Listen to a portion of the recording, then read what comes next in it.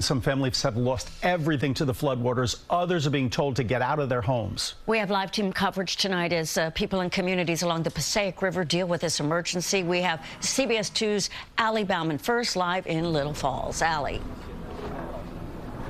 Well, Dana, we are right at the edge of the flood zone here in Little Falls. About 260 households are here in the flood zone and are being told to evacuate this evening. Now, I'm going to give you a live look. See these flashing police lights behind me? That's actually a police boat that is going down the street here, which is completely flooded out. They can't even have the truck going down. They have the police boat going down, telling people that this is their final warning to get out of their houses, go to dry land, and stay in their homes at their own peril. Now, Chopper 2 was over this neighborhood in Little Falls this afternoon, and from the Chopper 2 you can see the streets are looking more like canals in this flood zone near the Passaic River. Cars submerged, backyards completely underwater.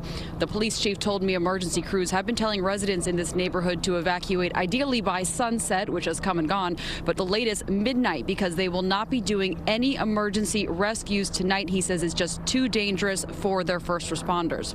Officials are telling me that officials are telling families rather to take with them important items and keepsakes that cannot be replaced. Some people, though, are choosing to stay, and we spoke to someone who lives at the edge of this flood zone and told us they're going to take their chances overnight.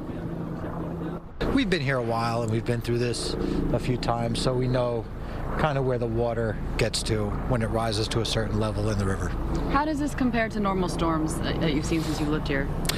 You know, most of the time this happens right around St. Patty's Day, early spring, or during the hurricane season.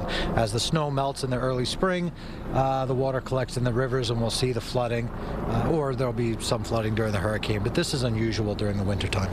Are you nervous about tonight? You nervous it's going to creep up? They're saying it's going to rise. I'm more nervous about the power being shut off or some utilities that we won't have. I'm not worried about the flooding. Well, back here live, you can see that it appears the police here are able to getting some people out of their home right now and hopefully getting them out safely into dry land. The township has opened the Civic Center nearby as an emergency shelter for residents overnight. And the police chief told me that, you know, while this does flood here sometimes in the spring and in the fall, it's not usual for it to flood in the winter like this, and having these cold temperatures is really making it way more difficult for their first responders, but also more dangerous for the residents who live here, as the utilities may be turned off overnight in the cold. For now, we're live in Little Falls, New Jersey. Allie Bauman, CBS 2 News. Okay, Allie, thanks very much.